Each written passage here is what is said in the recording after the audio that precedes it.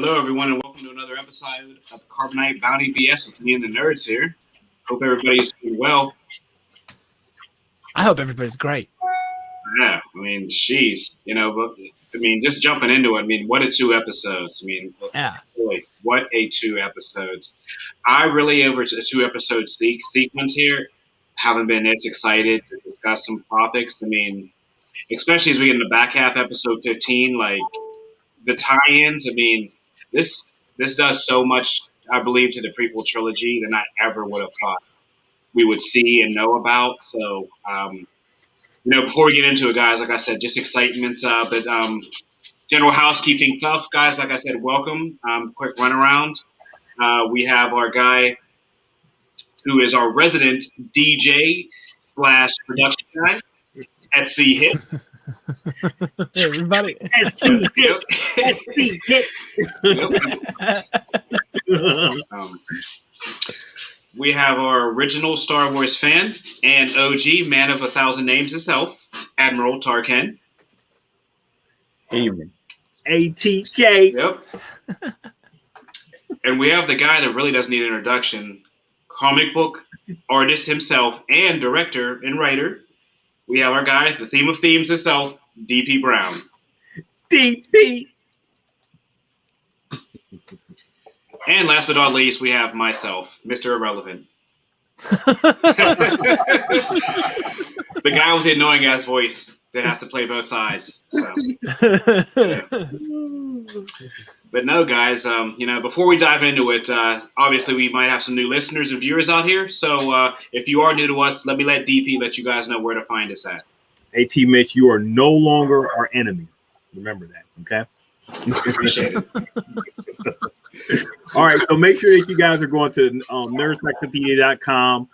You will find all the links there to our social media channels at Nerdcyclopedia on Twitter, Facebook, and also on Instagram.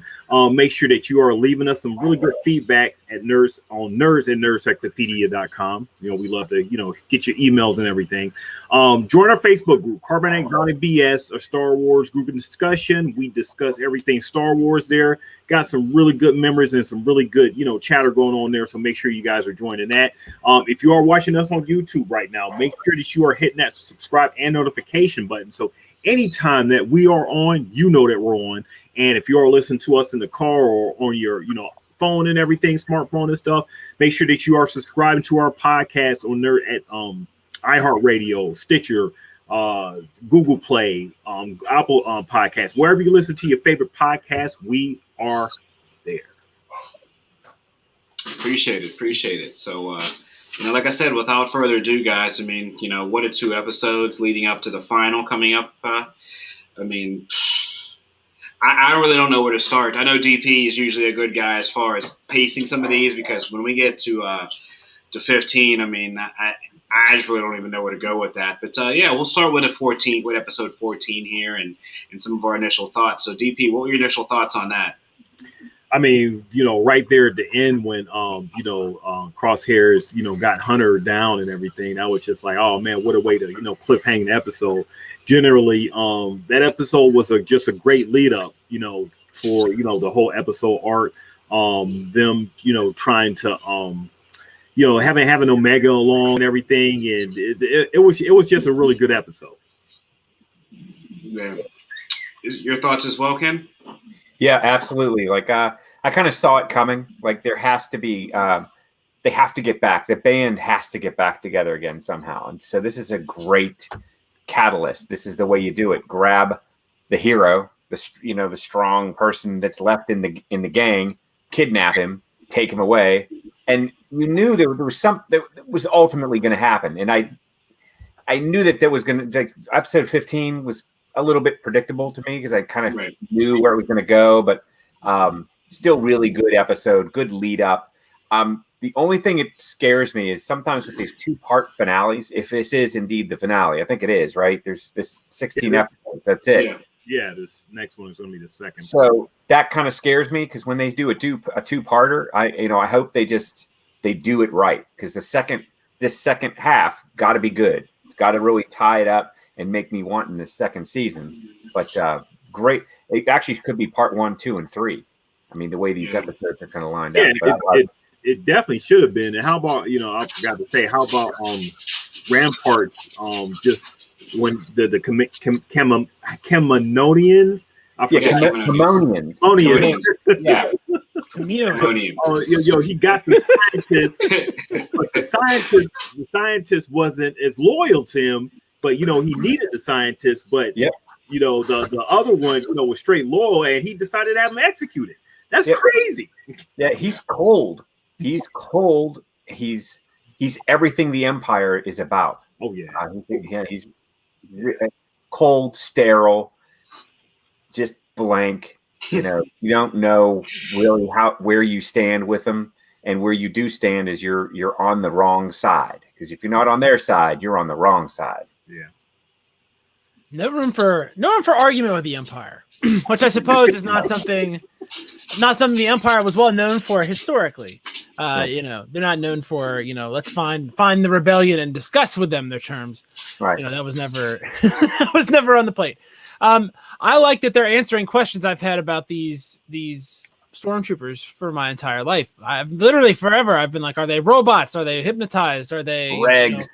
Why are they so crappy? And then you see the prequel trilogy and like, oh my God, these clone troopers are ridiculously good at what they're doing. They're extremely competent. Look, they're all Jango Fett's. And look, Jango Fett's crazy awesome. That's what they show us that, right? So the whole question that's hanging over the original trilogy is, why are these stormtroopers so shitty? Why are they so terrible at shooting things? Their one job is shooting stuff. One job. Shoot it. That's it. That's their whole thing, right? But now we get it. They're an occupation force. They're a lazy army. The Emperor didn't just win. He won everything that exists. The Emperor is the king of the whole galaxy. There are no threats to the Emperor to the point where why should we leave this nasty gun lying around for someone to come and take it and attack me, the Emperor? Well, just take it. He just took it. Exactly, right? So what is the ultimate fate of the clones? Is something that I guess is a big question that Star Wars has had hanging over it, and they're answering the question with Bad Batch. I think that is great. I love this vision of the ruthlessness of the Empire, right? This rain fire, to borrow a term from Marvel, that we get to see here in episode 15. The ruthlessness of the Empire, and explains to you the in terms that are very clear before the Death Star even exists, why people knuckle over to the Empire right away. Yeah. Because if you're offered terms by the Empire, lucky you. Take the deal. It might get worse, but you should still take it. But if you take it now, this is good. And if it gets worse all the time, this is as good as it's going to get, right? So you might as well take it. Yeah. But no, I echo you guys. I mean, even getting into 15, I mean, and these are some of the plot points we'll discuss. I mean, the reverberations that this leads down the line, when we discuss, the cloning pods, very, very, very interesting point about those. When you hear Omega's story, it kind of left me speechless because, as an animated show like this, I expected a lot of plot points, and just reading some general thoughts on the Bad Batch, it's kind of hit or miss. But when you get to the finale of this, detail, aesthetically wise, they've taken this to another level. Just tie, like I said, this is a tie-in, and I believe they're just so intelligent the way they do this. I mean, look, they bring back the Kamino, and then you start thinking about, what do you think about Obi-Wan? What's coming out this year, Obi-Wan. I mean, it's just the way they build this up. It's almost, we don't want to say it, but it's almost like an Avengers type vibe. They stack all these shows up in order to get to the common goal, which will be, eventually whether it be animated or live action, which will probably be live action. I believe some overall boss at the end of maybe this, we'll say phase 1 of the Filoniverse. So, just watching this stuff, I mean, it really, really accelerated, my like for it, because I was, to be honest with you guys, hit or miss on the Bad Batch. I liked it because it tied up the Clone Wars, but it was one of those things I'm like, all right, let's get the Rebels. Let's really get back to four shooters, laser sword wielders, whatever you want to call them, for your neutrals out there. But yeah, it's been an excitement for me, but these last couple episodes, it's that thing, kind of like Mandalorian we had. you had your filler stuff, and then when it seems like when Disney wants to turn it up, when Filoni wants to turn it up, it's like 0 to 100. I mean, the detail, the storytelling, it's beyond it's beyond my imagination. And like I said, to keep it in these short episode stories, I mean, it just begs a question we talk about again. Why have a movie anymore? If they can do this in these hour formats, why even do another movie? Well, I mean, because we want to see, real life human beings do this. No, but look at the Mandalorian though. We can do that, in a 12 weeks. I totally understand what so you guys, like I said, I was coming from the casual perspective. Everything you guys want your Jedis, you want your Force, stuff and everything. The Bad Batch is telling the same story, but as from an outsider's perspective in a way. Even though that they, they're clones and stuff, they're still outside clones reacting to stuff that's happening in universe, which is a really dope concept to me, just coming from a non-Luke Skywalker story and everything. You're seeing a breakdown from their perspective. You literally seeing them ask questions, the same type of audience questions about why are the clone troopers why who are these clone troopers? I mean, they're not what the uniforms that they were using before. They're not the same. They named TK TK troopers and stuff. They're naming stuff that I had questions about. What was the change? The discovery that one of I believe it was the glasses guy had the discovery of the one trooper who wasn't an actual clone. And they're making the deductions themselves on what the Empire is trying to do, replace the clone troopers and stuff.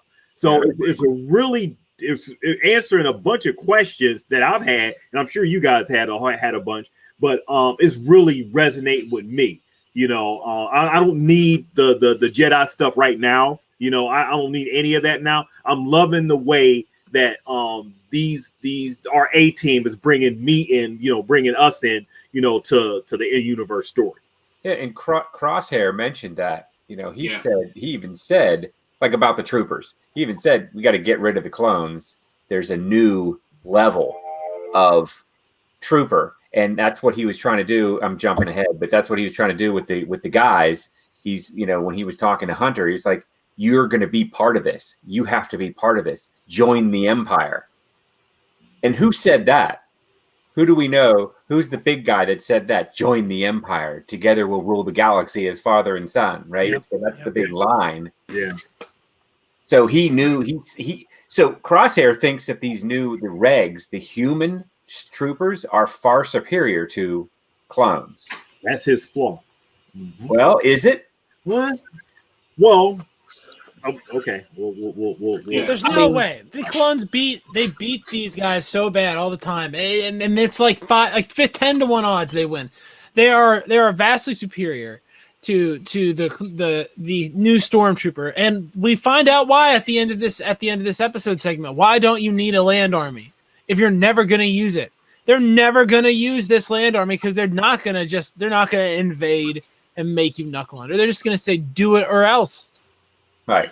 That's their whole MO. They'll blast the city out of it from the sky. They'll blast your city. They'll blast your, they'll take their time. They'll blast they probably could take the whole surface of the planet down, just like we could. I mean, if we can do it as a species, the Empire can do it, right? We have to believe that. Oh, man. That was a bummer. I'm sorry I even brought that up. Oh, dude. It's all right.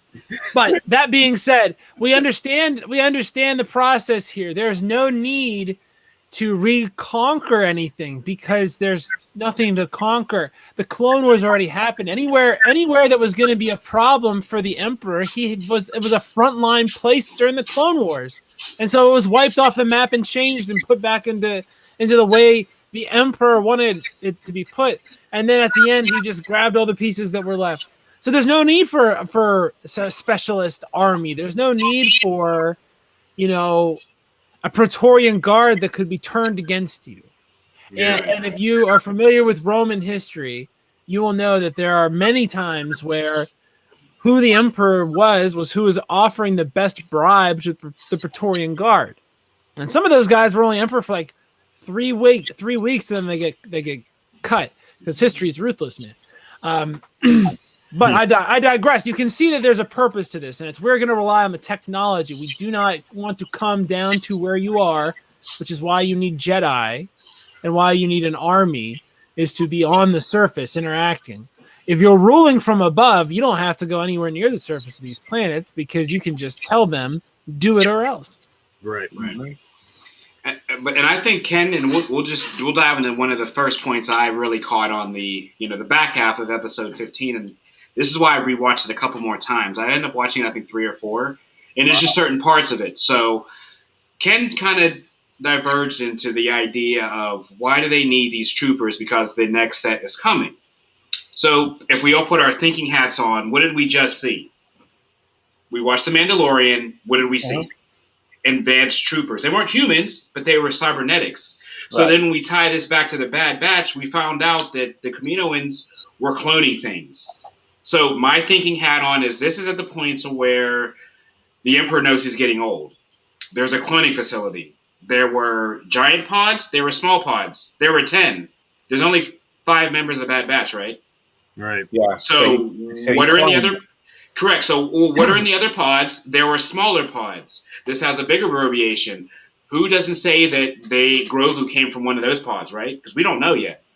And because just think about how they're tying all this together, this whole universe. Who doesn't say that one of those small pods are Yoda?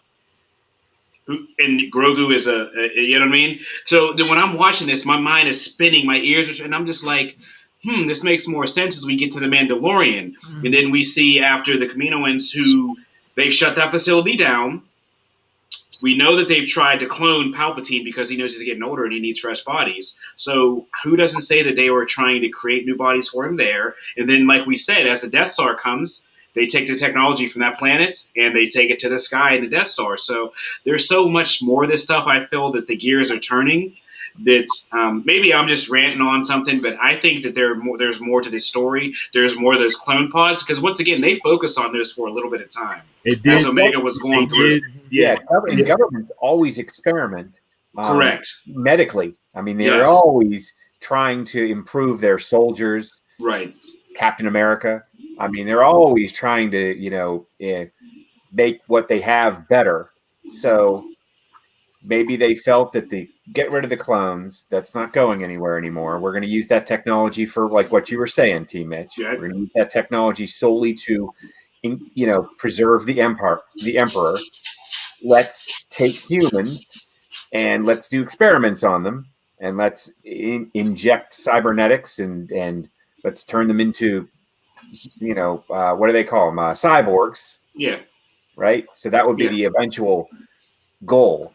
So a human robot, which would be pretty much undefeatable because you'd have the strength, you'd have the brain of a human in a machine. I mean, that's pretty much. Okay, so the question. All right, so you got what you just said, Ken. Okay, I can. But in the timeline, they experiment with the robot thing. Where does it come to a point where what we've seen in like the Force Awakens when that's my next point. That's my next point there. Yeah. So to me it seems like they're skipping the human element and they're going to, like you're saying, the Force sensitive route. Because in the Force Awakens, all those kids like Finn were ideally Force-sensitive children. So this is where I believe, and we talked about this, the Filoni-verse may be different than where George Lucas wanted to take it. And maybe they're going to side route kind of like if we do another Marvel timeline, we're diverging from the timeline. It's a multiverse. This may be the Filoni-verse because, like you're saying, DP, it makes it weird and interesting that we know that there are Force-sensitive people out there. We know the Emperor at this time is getting older. They're cloning on different beings, whether it be a giant pod or a small pod. Why wouldn't they? And at this time, the Order 66 is happening. Why wouldn't they capture Jedi? I'm sure they didn't execute them all, right?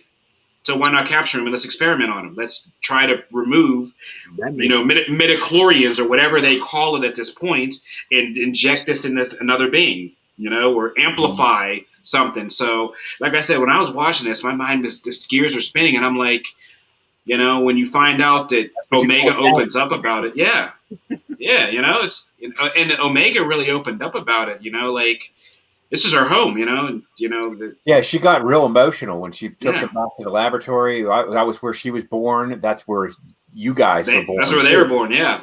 And she was the oldest one. Wrecker's like, really? Is that for real? And then the guy, what's the computer guy? What's his name?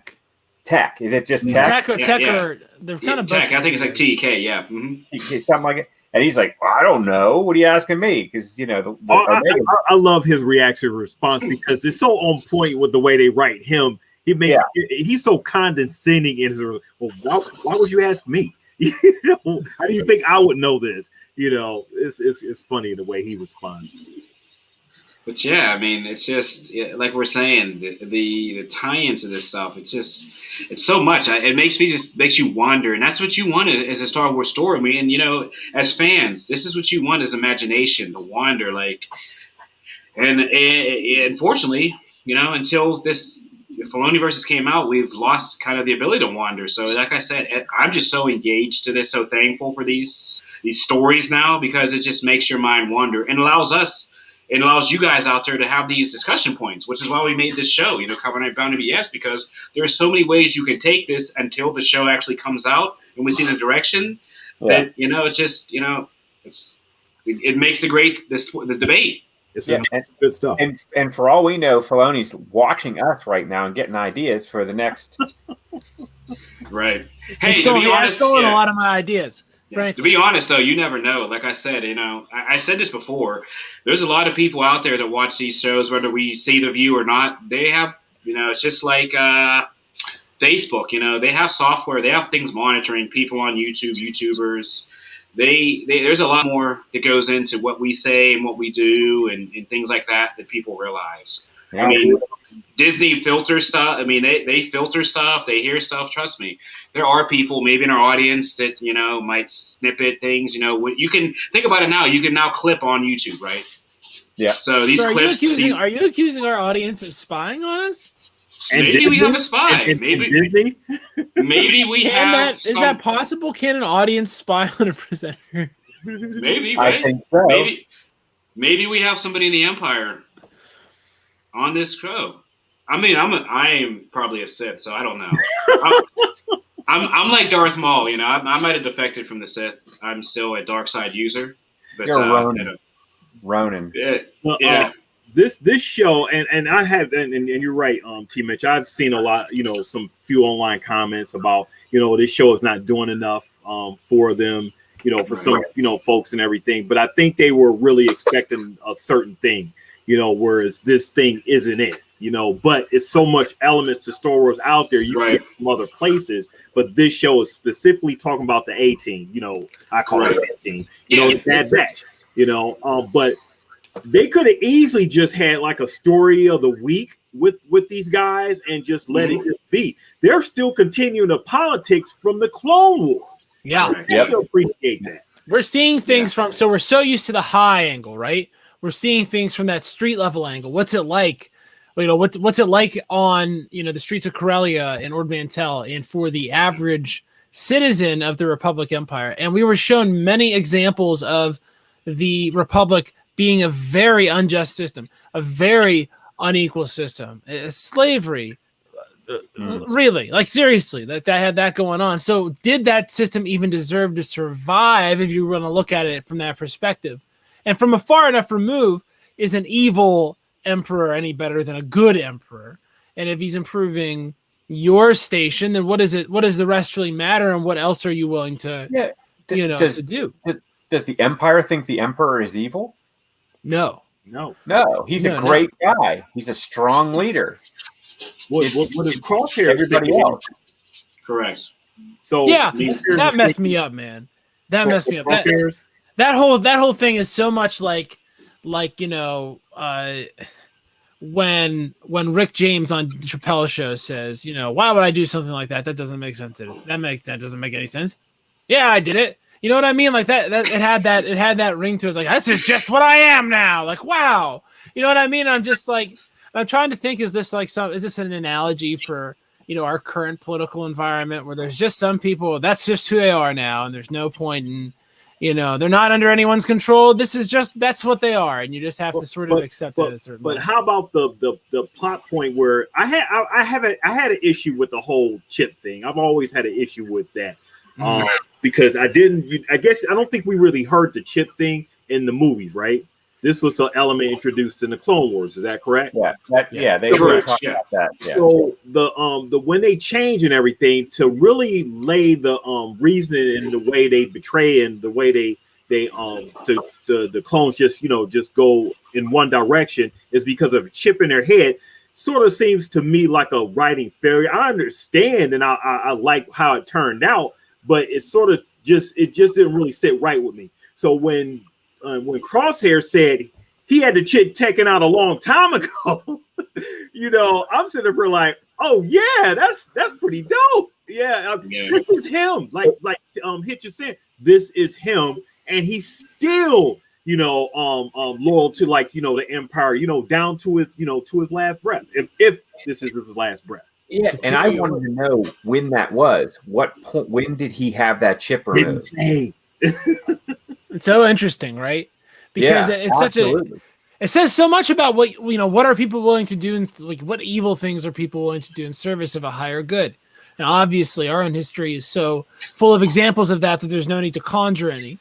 So it's just such an interesting sort of take on the whole system, because we see the conscript soldiers saying, I'm here because the Emperor did something for me, then balking at committing the atrocity, and then doing so under duress, right? So we see that cycle here, and it's interesting to see how the politics of that is all set up by the Republic not fulfilling its duties as a government, and now the Emperor, through pulling strings, is now deciding to also not perform the duties of a government, but to do so and solely for the Emperor's own personal enrichment and the Emperor's fight against death. Right. Mm-hmm. And I mean, DP brings up an interesting point about the chips and whatnot, because, when we watched the Clone Wars, we saw it with Rex and the defected, clone that they found towards the end, his friend who was suffering from the mental issues and the issue of, they discussed chips being removed. And then we get to the fact that Order 66 happened and the failsafe, majority of them, it's just like any other fail-safe switch. Maybe 90% of them, it worked. There's a 10% that didn't work. Yeah. So they tried to tie it in a little better, but I definitely understand where he's coming from. The writing was a little and then they didn't really express it the best. And then you get to the Bad Batch, and then you see Crosshair's explanation. And basically he's telling Hunter, look, this is the way to go. I'm the ultimate soldier. I want to be the ultimate soldier. Our goal as a Specialist Force is to join this new uprising because this is our path. And you see that kind of, it's really like the mental battle, but I think he has with Hunter trying to explain, like, this isn't, as we say, this is the way. This isn't the way, it's difficult because he is so focused on being the ultimate soldier that he doesn't see like the other clone. It seems like Crosshairs really is an ultimate soldier with no rationale, and the other members of the Bad Batch seem to be developing that human element of rationale. So Crosshairs is attracted to the Empire because he said it himself that he's superior. Correct. It gives him more power. Than these people and everything. And that's a scary element when you're talking about, your attraction to everything the Empire is all about and everything. And even, with the loyalty and everything Crosshair had with his brothers, he still wants them to come over to his side, not the other way around. Right. I would give him a point there on the superiority piece, because that trick shot he did where he took out 5 troopers, that was legit. Yeah, that was. That was great. They were all kill shots too. It wasn't like there were no deflections. They didn't knock off a piece of armor. Those guys were dead, gone, killed them. It's interesting to see these guys as symbols of the different senses, and Crosshair is the symbol for sight. Obviously they're very very heavy, that what you see, right? What's real, what you can put your finger on. And what is the difference between Hunter and Crosshair? Hunter immediately knows what he should be doing all the time. And why? Because Hunter has that sixth sense that tells him, where the electronics facility is, or, why, don't go down that road, or, Crosshair's over here, or, I'll get back, don't worry about me. Crosshair can see the unseen. I'm sorry, Hunter can see the unseen. Yeah. And so when Hunter and Crosshair disagree, and Crosshair is making the points that are on the face very obvious, does the Special Forces military group belong with the militaristic group? I mean, you can make a very good point that is a yes, but look at how the Empire is acting, right? The reason the clones, Team 99 was disobeying orders was because the orders they were getting weren't human enough. They weren't what's right, because Hunter can tell. Yeah. And so there's just no getting around that. In this case too, what is making Crosshair the villain isn't some contrivance, isn't some convenient implant thing that has to be put there for plot reasons. It would work once and very specific, and now we see why they have to get rid of the clones and getting rid of the clones and shushing up the murder. You know what I mean? All this makes sense. It's like a cover-up. And we sort of see where they're going. And for me, that's a really great thing to see in Star Wars, is you see the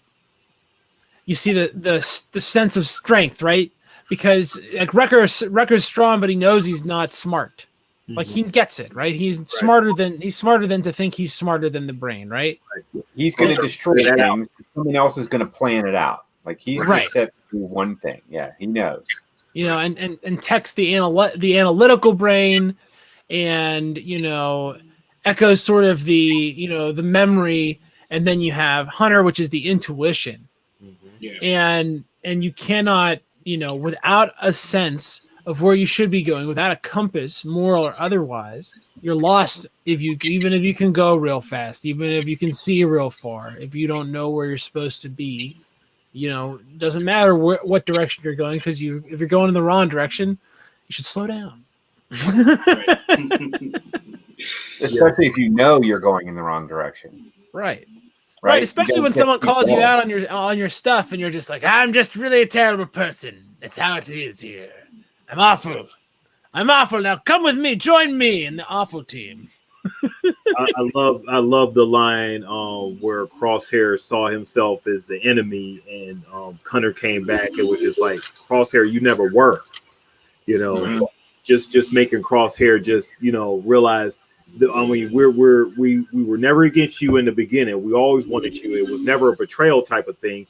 You left us, or you didn't come back to us, I should say. Because Crosshair always felt that, they left him and, abandoned him and everything, but because of Crosshair's developing, he was trying to kill him. Yeah. But because of Crosshair's developing, I guess, animosity towards their beliefs, in the way that they were going, and they weren't so easily swayed by the Empire's ways and stuff, he began to be more angry and angrier with their nonconformity and everything. So this is their one final chance. He gave say, at least I give you a chance. This is my one final chance for you to come over to the best side, the pure side, the Empire side, because everything that you guys are doing, it doesn't mean anything. It's great to follow orders, especially when you're the superior one. Why make it difficult? I mean, does he have a point? Are the Bad Batch making things more difficult for themselves by trying to fight against something that they really have no power to, defeat? Well, keep in mind though too, the Bad Batch was a special forces really created to help out the Republic, and with the Republic being gone now, it's essentially 5 members, basically, like I said, using Q and rationale as compared to being led. I mean, if you have a Rangers or a Special Force unit, they're given orders. At this point, the order giver is gone, so you have to have your strongest one. So the analogy is like it's a boy band, right? Crosshairs is the leader. He wants to do his solo album. and he wants to bring the boy band back together, and they're like, is he Justin or is he Lance Bass? He's JC. He's JC. Oh, he's JC. Okay. He's JC Chasez because you would think, like, on its face, if you look at this team, you would think that Crosshair would be able to be exactly as successful as Hunter as a solo act. But we all know for a fact that JC, there's no way Justin Timberlake. It's just not it's just the case that's how it is and how it's going to be. Yeah. So I agree. You either have it or you don't have it. So he is definitely JC. Lance Bass, I mean, Omega has the haircut. So I feel like, you gotta give, and out of Joey Fatone, it's definitely Rucker, and Tech can be Chris Kirkpatrick, I guess. Right? Yeah, just throw him in there. What a time for the younger generation! Look at that. See, we're bringing them. We're bringing them all in. We just opened up to a whole new demographic of listeners. We're bringing them all in. That's for the prequel trilogy fans. Are you kidding? Right. That's what we're going for. Right. How do we like Omega constantly saving our heroes? Like she's always the one left behind, and she always there's more to her. Sense. There's more. It makes sense. Yeah. She's the oldest one, first of all. She's the oldest one. She's the oldest, wisest one. She is in her element because the things that she is doing makes sense that she's doing them. Oh, I have a secret in and out of this place because I'm thing that was done off the books. The Republic didn't know about me. You know what I mean? I'm an insurance policy to Kaminoans. That's why they kept me secret. They kept me here. I know all about all the cloning they're doing. You know what I mean? So all of this makes sense from a story standpoint. And it also makes sense because the Kaminoans were doing everything they could to get their hands back on her. So those stakes set up what she's doing here and makes it so it isn't, Mary Sue. Right. Yeah. I agree. The battle between Hunter and Crosshairs was a little funny to me. It's a little the animation sequence and everything. It wasn't the greatest, but the showdown when Hunter ended up shooting. He hit him with a stun gun. Stunned him. Okay. And shot first. He shot first. Shot only. Yeah. I'm wondering how that's gonna and I wonder when Crosshair wakes up, like how is he just gonna be with he got the it's sort of like, I guess, New Edition when Bobby Brown left and Johnny Gill came in. I was just going to say that. And then Bobby Brown came back with Johnny Gill eventually. Let's take it to the 80s, ladies and gentlemen. I feel like boy bands are the way to go here for us. I feel like we can make some hay talking about boy bands here on this show for some reason. So how's the whole band going to fit, together? How's that going to work? And when he opens his eyes for the first time, he looks up and he sees the four of them staring at him. Yeah. How's he going to feel about that? But you can't take out the part of him that's messed up because it's him. You know what I mean? What do you cut? Well, remember in a few episodes ago, I said, guys, that we're going to see some sort of redemption of Crosshair. Yeah. Now, he has gotten to this point where, he's giving his boys a chance. He could have easily, took them out. At any one point, he even says to himself, if I wanted you dead, you'd be dead. But I'm giving you guys a chance. So that's more than you gave me. Yeah.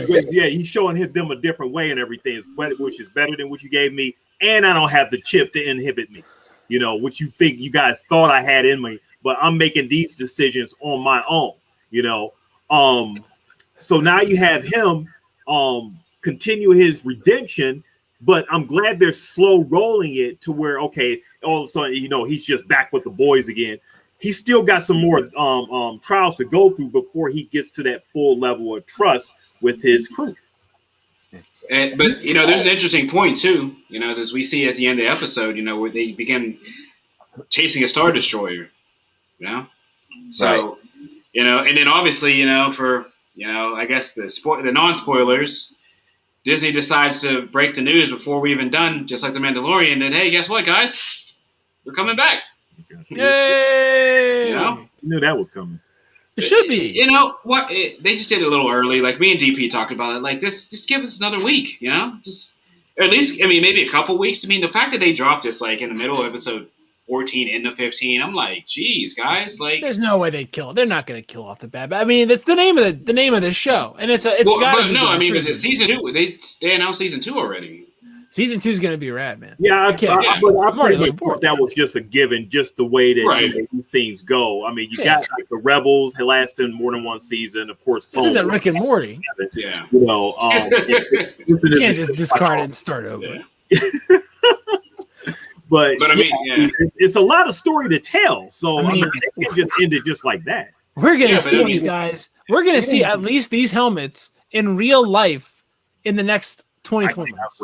I cannot wait. I mean, we're gonna see at least like on the Mandalorian or something like that. We're gonna see Omega in like Tech's helmet or something wild like that. That's just gonna make people lose it. Is what's gonna happen, and I am here for it. Well, you know, even leading Vader in this whole thing. That's the next point. So they're going to the Star Destroyer. They're going to the Star Destroyer, right? In my idea, this is where Leia sends a message, right? So somebody's about to run into Vader at this point. I'm thinking, are they going to show him? Well, we got 20 years. We're 20 years ahead of the Death Star at least still. So there's so much time for all this stuff to happen, and you know. Who should Crosshair be working for? Who should he go be the dude that does all the stuff that guy says? The answer is Darth Vader. He is basically designed down to the crosshair to work for Darth Vader. He literally has the target on his face already, so he knows the consequences of failure. You don't have to remind him. He should have put the target on his neck if he's working for Darth Vader.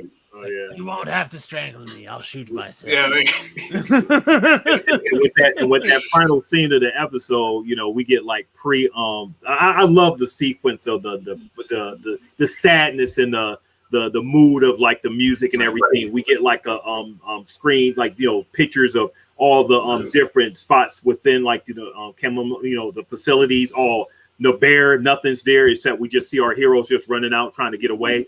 And then we have like the ship raining down raining down fire. Oh, raining down fire and everything. We're in pre-Death Star days, you know. So this is like the experiment to what's to come, you know. It was a great thing. And what's the best line in the whole thing?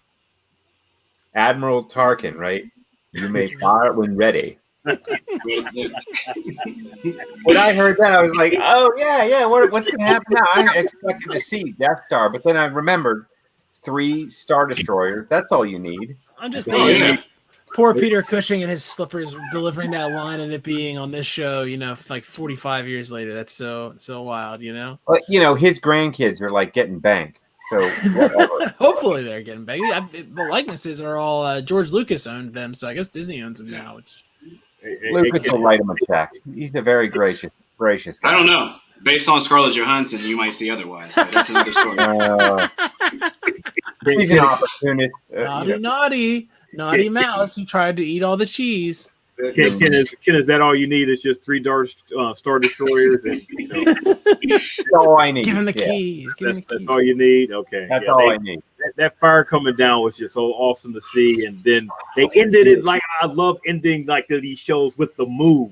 You know, you're with just a cut, and then the music. The music doesn't go to like the regular, music and everything. You get like you're leaving like some ominous, like crazy stuff. You know, I love it because the episode seemed like as if it could be done in live action. You know, the pacing of it and everything. Yeah. You know, the emotion of it, the writing was the lines that were given between Crosshair. You know, Crosshair's lines was awesome. Hunter's, you know, responses to Crosshair were awesome and everything, and it was just a really, really great episode. Yeah. The fade to dark, like DP's saying, that's like classic and it's leading up to like something major, you know, when we had that on The Mandalorian. If you get that fade to dark episode leading into a finale, usually it's pretty serious. So I'm excited for the finale. I mean, like I said, the Star Destroyers are there. We know Tarkin's. There's just so many ways to go that I feel like we're going to see Vader at some point, and then the idea remains. I hope it's good. do all 5, make it to season 2? That's an interesting point. Omega's going to be a main character, and I imagine Omega's going to suit up at some point. I mean, who lasts? There has to be at this point, somebody's reporting to Vader. Vader knows what's going on between the Bad Batch, I'm sure, right? So, do we have another hallway scene? How cool would that be? Vader and the Bad Batch in a hallway scene. Well, think about it like this too, because like Vader, everybody, like the people that knew him as Anakin, there's not a lot of them alive. The Emperor, and that's about it. And then these guys that he was tight with, so he's gonna be like, hey guys, do you want to get some beers? Like that's what it's gonna be like. It'll be weird for him. It'll be like, wow, General Skywalker's in that thing. Yeah. But yeah, let's get hammered with him. Yeah. Do you think that though? That's how weird is that when you tie that in? The fact that they know this person on the other side of them, like they would recognize him just from like the way he would move around. Maybe I don't. That's another question. So here's another one of those like existential Star Wars questions. Which I listened to a podcast a long time ago called the Star Wars Minute, where they did every single minute of the Star Wars movies, and they went through and like we're really like did 20 minutes of or whatever on them. And one of the questions they all had, all these OG people that watched it initially, was, are the stormtroopers real or fake or whatever? And they're answering that question here. And it seems like, they're on their way to answering way more of them. We have all this stuff about the cloning technology. Where did Palpatine's mastery of cloning come from? Well, he wanted this quantum leap in cloning technology. So what do? You build the army. You're going to take the galaxy over with it, right? So there's a little bit more plot intricacy now. And you can really see how the pieces fit together a lot better, which is just really... really great. So I'm having a good time watching this shit for sure. Oh yeah, it's awesome. Yeah, me too. I love it. Good stuff. Yep. Who wouldn't love it, more right? Anakin. I'm more Anakin Skywalker. These guys, and that's the thing. Like you said, DP, as we get closer and closer and better on this computer animation, I mean, what's going to be the difference between a character or the character's voiceover, because it's the same actor either way. Like, at what point aren't you just doing more motion capture on the animation, and then it's pretty much the same thing as being in the volume? So these lines are going to get blurred to the point where in 10 years, we're not going to notice the difference. And there will be, things running simultaneously with the same characters at different points in history. It'll be pretty wild. Right. They'll inject that in the podcast too. Yeah, pretty much. The thing is, we for right now, I guess we have to keep the live action element in this, throughout everything. As much as we want to see more story and animation, you get the chance to tell a lot more story than you can in live action. The reason for live action is because this Star Wars is such a moneymaker. To, I guess, us as Americans at this point haven't gotten that much into animation to where we can actually take it seriously on an ongoing basis. We still, unlike in China, Japan, and everything, where they worship animation and look at it as like something to be respected alongside live action stuff. Here, animation is still like a kid's thing, and you got a lot of mature stuff in this show that fits right alongside with Mandalorian, but some people still, like casual, won't watch this because it's animated. We as like hardcore fans and everything see like, okay, well, this is a lot of good stuff here. We could get that. We have that respect for the material to where we could look past like it being just animated and everything. But not everybody can, and I guess Disney can't afford to have everything Star Wars animated just to get more story out, because they still need the live action elements to sustain the casual, the casuals are coming.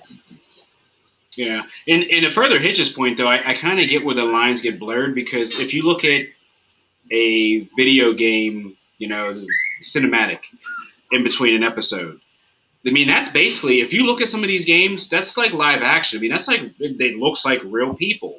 I think the big breakdown becomes, from a video game stylistically in the game engine, they have to upconvert video through an Xbox, through a PlayStation, through a PC in order to get that video conversion to make it look like it. And to be honest, a standard television set can't take that. So like Hitch is saying, it can come at some point. You'll probably see that more. And if you look at, depending on the Japanese animation, some of that stuff, some of the newer stuff looks like it's real TV and it's animation. But I think, when you see these 8K TVs, you start seeing frame rates over 240.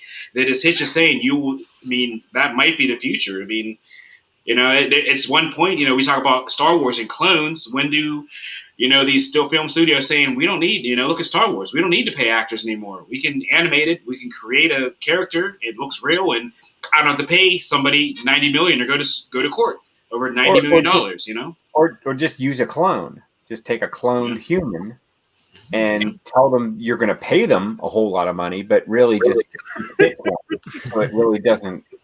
Well, look, if you can tell them you're going to pay them whatever, if at the end you're going to dump them out in an airlock somewhere out by the spice mines, I mean, who cares? If you're going to throw them in the maw, it doesn't matter. Right. Put a chip in their head. Yeah, put a chip in their head. Hold your breath for 40 seconds. Because turn it off. And send the fleet into hyperspace, and then just tell it never to drop out of hyperspace. And the lost fleet happens, right? It's got an army of clones. It can be discovered later by some dark, and then it becomes its own self-perpetuating plot device. And look, now at least we know why nobody ever goes to Kamino anymore. Yeah. To travel or there's no beach anymore, so it's like, why go? Boca Raton is now gone. Yeah. At least it's interesting. The Roman Empire. There's a quote about the Roman Empire, and it was the Romans created a desert and called it peace. And it's interesting to see how Palpatine's creating a desert here, and stylistically, where do we start Episode 4? The desert. Correct, the desert of Tatooine. Yeah. Interesting stuff. What's final point on that, dude, you were just saying, as far as Kamino, remember as we seen the Death Star, and then as we get to the last sequel trilogy with the Final Order, and they start blowing out planets, who's to say that they don't destroy the planet? That can be a threat, if they figure out somebody can get to those old, clones and remine and redevelop those. Who says this planet, survives? Alderaan's gone, We still don't know if Coruscant at this point, the planet. Because there's that scene to where they blew up a city-looking planet. Nobody has. And what was the planet that wasn't there? That it was in Attack of the Clones, Obi-Wan. It's Kamino. Yeah, Kamino. That's right? Right. It doesn't even exist technically. It doesn't even exist. Right. We don't even know it's there. There's the gravity well doesn't exist. The physics, every quantum physics just poof, doesn't matter. There's no planet there. But right there, there's something there, because even that whatever her name was, the librarian, she was like, "There's something there, but we don't know what it is." Obi-Wan's like, "I'm gonna go find out. I'm gonna go there and find out." And Yoda was like, "Find your missing planet, you will." So yeah.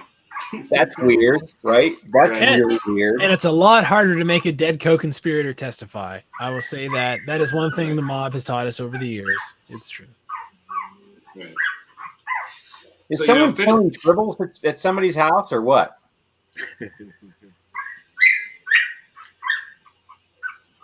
What is? Where is that coming from? Yeah, I think that's what is that? Is that your puppy Hitch? That might be one of my puppies, I think. Oh. Somewhere. Yeah, I have puppies somewhere. I have sound canceling headphones on, so I can't hear anything. Well, that is funny. That is hilarious. Yeah, I have puppies running around somewhere. I can't believe they just made Crosshair like that. Although it makes it a lot easier a lot harder for them to move on, because you can't Yeah. You can't just. There's no MacGuffin. There's no way to just fix him so that he'll be fine. It makes it harder. Well, my thing. I thought the whole chip thing, that was just like a lazy plot device to me. But I was glad the way that they made him not affected by that. So he was more, had more autonomy on his decision making. And he was just saying, okay, this is me. This is me.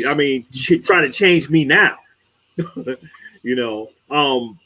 What would really redeem, I guess, him, or is he quote unquote redeemable? Because essentially he thinks he's doing good, right? Everybody does, right? Isn't that's a philosophical maxim that all people do everything because they think it's for the good. Right. Giving into tyranny in the name of a different altruistic good is certainly something that has happened many times again in our history. And so it's understandable that this would happen to him. Like I said, I think it happened. I mean, look no further than the 20th century for terrible examples of that if you want to. If you're bored tonight, right? Like there's plenty of that stuff going on. A lot of I just was following orders, right? It's interesting to see how how does that change your guys' like opinion of Crosshair? Because before I felt like I had much more sympathy and empathy for Crosshair when Crosshair was simply a pawn of Palpatine, because everybody sort of is. Yeah. But now, like, knowing that the reason the Empire kept him is basically because when he had that procedure that we all assumed was intensifying his chip, was removing it. And he decided to stay. He chose to stay, and they could have used his skills. So all that gross stuff we saw him do, all that shooting that conscript, ordering them to liquidate these just randos that are just trying to get off planet, all of that is not, it's not the Empire doing those things. It's literally just Crosshair choosing to do those things for the Empire. Yeah. You also have a point of where Crosshair, he pretty much, so they made the decision to stun him. So he had no wherewithal that Rampart made the decision to eliminate Kamino. So, Rampart was like, towards the end there, he was like, well, the run trooper came up to Rampart and was like, well, we can't trust him. Those are his brothers. So, he's going to act a certain type of way when he sees them and everything. Can we really trust him? Rampart is like, well, if they don't do well on this mission or whatever, they're going to get eliminated anyway. So bump Crosshair, we don't really need him or care about him. So he better just do his job. So when Tar-Ken, tells Rampart to make the decision to fire, put the rain of fire and stuff, Crosshair is already out of commission and stuff. So how is that going to be communicated to him? The Empire care about you. So are you still loyal to these people who wanted you dead? Well, that's going to be the deciding factor. That's the glue, because they're going to say, look, this group that you are putting your faith into just cast you aside, and we're the only folks that saved you. We're your brother. You need to come with us, and we're going to join the rebellion. Are they going to join the rebellion? Like, are they going to be the catalyst? Are they going to be the ignition system that sparks the rebellion? Because right now, where is the rebellion? Like, where is the other side? All we have right now is the Empire. Where's the good? Right. The Bad Batch and Omega. That's it. Interesting stuff, guys. Yeah, definitely a good plot point, though. And then Palpatine, of course, stealing all the cloning technology for himself, and those vats that we see at the end of Episode 9 tie in a perverse way to this sequel trilogy and Rise of Skywalker neatly. So now we see the whole point was getting those clones. Can you clone something with force sensitivity? Maybe, right? Maybe that's like the whole point. Maybe that's what Hunter is. Around, Baby Palpatine. Baby Palpatine, he's gonna. Maybe that's Grogu. Maybe Grogu was a baby Palpatine that kind of went wrong. Like maybe a frog jumped in there at the last minute, and you had a. Maybe it was Jar Jar who jumped in. maybe Jar Jar jumped into the cloning tank that they were. Maybe Jar Jar jumped in. Jar Jar left you alone with his vat. Action figure today at Walmart. I thought of Hitch. I thought of him. I thought maybe I should buy this and mail it to him. Instead, you hid it behind other action figures. Right, because I'll go back tonight and get it. Because it was the deluxe one, the black edition. So it was very well detailed. You could see all the scales and the gills and the tongue and everything. I thought you'd get a real kick out of it. I guess not. And there's no response. just the mad face and everything. There's only one thing about Star Wars I don't like, and right now it's Admiral Tar-Ken. Wow. Oh boy. Yeah, I want to see them. I hope the Bad Batch gets sent to take out Jar Jar. You know what I mean? Like he's a real. Captain Rex comes in. He's like, he's been a real problem. He's working with Palpatine. We go take him out. You know what I mean? I just hope that they're all just like, well, we all hate him. So I mean, it's not a big deal. Vader finds out. He's like, I'm gonna help you because f that guy. Yeah, the Bad Batch go and destroy Gungan. They destroy all of them.